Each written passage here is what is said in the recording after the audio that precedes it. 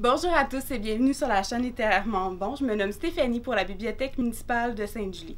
Aujourd'hui, nous avons la chance d'accueillir à la bibliothèque l'auteur de la populaire trilogie de la Bête, La Bête à sa mère, La Bête et sa cage et Abattre la Bête. Voici donc David Goudreau. Bonjour. Bonjour. Merci d'avoir accordé cette entrevue. Ça fait plaisir. Votre trilogie, on parle d'un petit garçon de 7 ans qui est enlevé à sa mère suicidaire et qui enchaîne les familles d'accueil. On suit son cheminement vers un jeune homme qui consomme de la drogue, qui torture les animaux et qui devient meurtrier à 22 ans. Un bon parti. Un bon parti.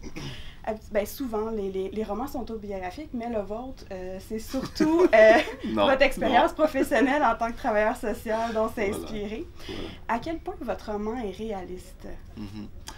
Très bonne question, en fait. J'apprécie que tu prennes le temps de souligner que c'est de la fiction. Donc, effectivement, je ne m'inscris pas dans le courant autobiographique ou autofictionnel. Donc, c'est vraiment de la fiction, mais une fiction qui est très ancrée dans la réalité. Donc, moi, je considère que c'est du réalisme jusqu'à un certain point, même si je me permets beaucoup de points d'humour, beaucoup d'exploration des distorsions cognitives du personnage, parce que c'est à la première personne.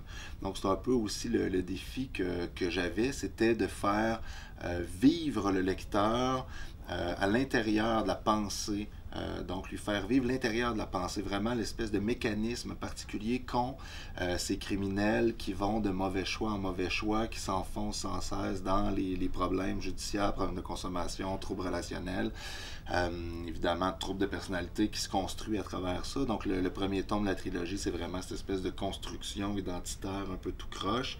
Dans le deuxième tome, c'est un huis clos carcéral, donc ça se cristallise d'autant plus qu'il est dans la criminalité à temps plein. Et dans le troisième tome, là, c'est la folie furieuse, il s'évade de Pinel, puis voilà, c'est la quintessence de sa folie. Mais même si on va très très loin dans cette espèce d'aventure, moi je considère jusqu'à un certain point que c'est des romans d'aventure, d'aventure un peu trash. Oui, un peu trash, oui. Il y a de l'aventure. Il y a quand même une très grande réalité, un très grand respect de la courbe clinique et des statistiques liées à ce type de personnage-là. Donc, il y a bien des gens qui sont horrifiés. « Ah, ils torturent des animaux. » Mais la réalité, c'est que les jeunes criminels qui vont en arriver jusqu'au meurtre, jusqu'à des points très loin dans la criminalité, souvent ont un parcours comme ça, émaillé que ce soit de torture des animaux, que ce soit des troubles de consommation, que ce soit des difficultés relationnelles incroyables au niveau scolaire, l'incapacité d'avoir des emplois. Puis finalement, c'est tout ça qui se cumule, finalement, qui donne l'espèce d'indice qu'on a affaire à un psychopathe ou du moins quelqu'un d'extrêmement dangereux. Donc, moi, je considère que c'est très réaliste. D'ailleurs, j'ai beaucoup aimé le mot de Marie-Christine Blais qui disait que ce n'est pas du réalisme magique, mais du réalisme comique.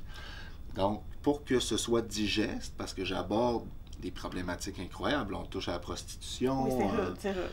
Effectivement, rude et même rough par moment. Mais donc, suicide, homicide et tout ça, pour que ça passe, pour que le lecteur puisse se rendre jusqu'au bout de la trilogie, il fallait de l'humour. Donc, c'est de l'humour noir, on rit jaune, c'est très coloré. Mais il y a de l'humour quand même. On rit vraiment par moment. Là. En tout cas, moi, je me suis bidonnée par moment. Tant mieux. Tu sembles être une excellente lectrice, donc tu me rassures. Mais oui, voilà. Donc, c'est une espèce de roman un peu particulier. Je pense pour ça aussi qui fonctionne bien, qui trouve son lectorat beaucoup plus large que je croyais d'ailleurs. Je pensais rejoindre les jeunes adultes qui aiment les trucs un peu noirs, un peu trash. Puis finalement, il y a des profs qui l'ont mis au secondaire, jusqu'en secondaire 3, ce que je considérais très jeune, mais qui disaient non, parce que le côté justement un peu dur accroche les jeunes, puis en même temps, ça demeure littéraire, puis c'est jamais une valorisation de la criminalité. Il n'y a personne qui va lire ça en se disant « Hey, j'ai hâte de devenir un criminel comme lui », absolument pas.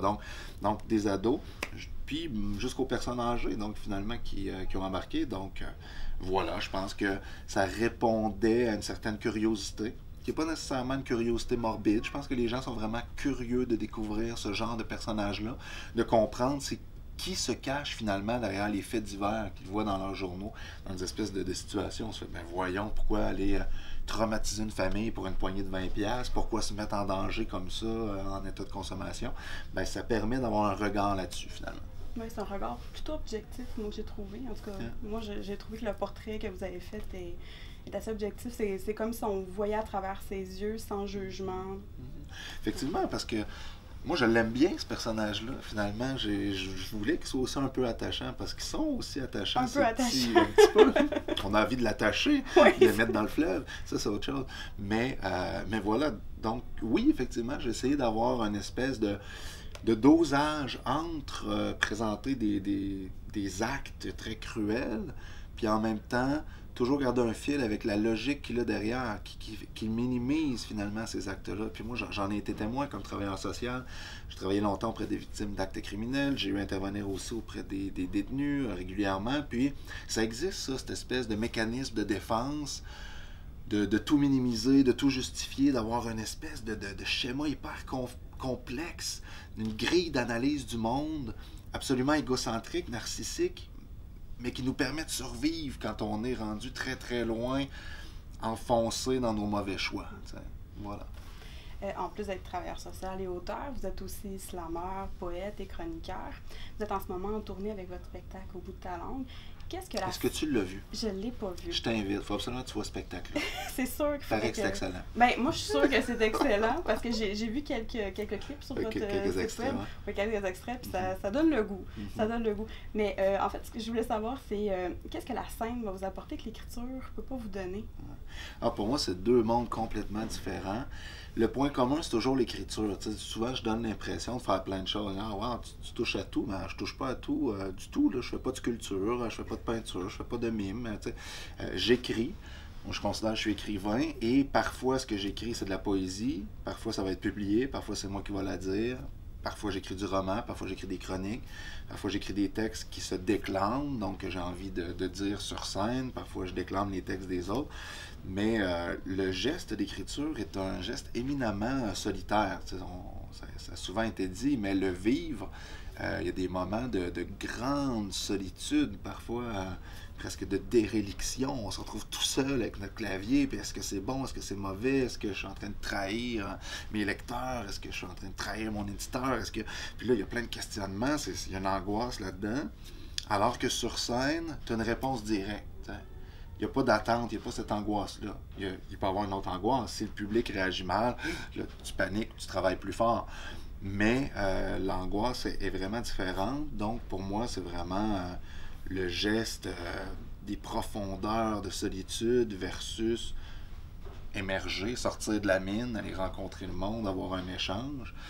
Puis en même temps, ça communique parce que, voilà, je suis écrivain, et puis même sur scène, quand je mélange l'humour, la poésie, la littérature, ça demeure autour du geste d'écrire et du geste de lire. D'ailleurs, moi, ce spectacle-là, mon défi, c'est de faire rire, mais surtout de donner envie de lire.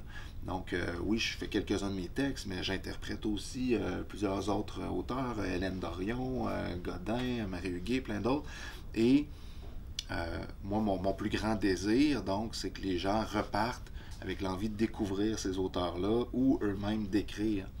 Donc, les réactions, souvent, vont être spontanées. Les gens vont s'amuser, vont rire. Mais souvent aussi, après, j'ai des échanges avec des gens qui veulent des conseils de lecture ou qui se demandent, ils se souviennent plus du nom de tel ou tel auteur ou de telle anecdote que je raconte ou tout ça. Ben, peut-être un peu, en fait, les deux, on collabore, voilà, oui, on collabore. Mais oui, je trouve ça super important d'aller vers les gens aussi, t'sais. Puis, j'ai l'impression que chaque auteur, en fait, chaque individu a ses forces, ses difficultés aussi, tu sais. Puis moi, j'ai l'impression que ma force, c'est un peu d'avoir cette passion, finalement, qui déborde mon propre travail. Tu sais. Moi, je suis enthousiaste pour écrire, mais je crois que je suis aussi enthousiaste, sinon plus, de faire découvrir ce que je lis, de faire découvrir ce qui m'inspire, de faire découvrir d'où ça vient, mon envie d'écrire, qu'est-ce qui me nourrit, on sac la plantata. Mais voilà. Donc, les deux sont essentiels. En ce moment, il y a le spectacle Au bout de ta langue donc, qui fonctionne. On se promène beaucoup avec ça. Mais avant, j'allais aussi beaucoup dans les écoles, faire des conférences, donner des ateliers. Donc, c'est sûr que je vais garder le côté relation directe. Quand le spectacle ne tournera plus, j'irai dans les écoles, je préparerai un autre spectacle, je verrai comment ça s'articule. Mais c'est clair que ce besoin de rencontrer pour moi, est essentiel. Parce que si je suis juste à temps plein dans l'écriture, ça devient trop lourd. Oui, exactement. Oui, puis je veux pas être tourmenté. On n'est pas obligé de souffrir pour écrire. Non, effectivement. Moi, je suis seconde. Voilà. Je pense que c'est Richard Brottegan qui disait pour moi, écrire, c'est comme chier de la vitre. T'es pas obligé d'écrire, Richard, on prend une pause. Ça donne pas qu'une chance qu'il a écrit, parce que c'est excellent, mais tu sais. Hemingway qui disait c'est facile d'écrire, suffit de s'asseoir devant le dactylo et saigner. T'sais. C'est correct cette conception-là. Puis oui, il y a un effort, oui, il y a de la sueur, parfois des larmes, mais je crois pas que ce soit nécessaire de souffrir et de saigner pour arriver à un résultat intéressant. T'sais. Ça va être encourageant pour les futurs auteurs qui pourraient nous regarder en ce moment. Voilà. Ne souffrez pas. Souffrez inutilement. Vous allez souffrir de toute façon. Ne souffrez pas inutilement. Voilà. Ça, c'est important. Voilà. Est-ce que vous avez un projet littéraire, poésie ou roman qui s'en vient? Les deux, effectivement. Oui, en fait, Scoop. Scoop. Oh, attention. On sort au printemps, le prochain roman. Donc, toujours chez Stanké. Et est-ce que c'est toujours délicat, hein, parler des projets en cours, parce que tant que c'est pas fini, on ne sait pas exactement où ça va. Ce qui est sûr, c'est que c'est un roman unique. On sort de la trilogie, de la logique de la trilogie. C'est un roman unique. Une héroïne qui, finalement, aura toute sa vie exposée à un seul livre. Je prends un regard de biographe et je fais la biographie d'une grande poète québécoise qui a fait du trafic d'armes, qui est accusée de tentative de meurtre, qui a eu une espèce de secte et tout. Et évidemment, c'est une poète fictive. Mais non, mais moi j'espérais qu'elle vive, j'espère qu'elle va inspirer quelqu'un pour qu'une poète elle incarne. Ben oui, elle incarne une poète de cette trempe. Parce que voilà, moi j'aime beaucoup les biographies, puis les espèces de destins à la Romain Gary, Saint-Exupéry, Rimbaud et tout. T'sais.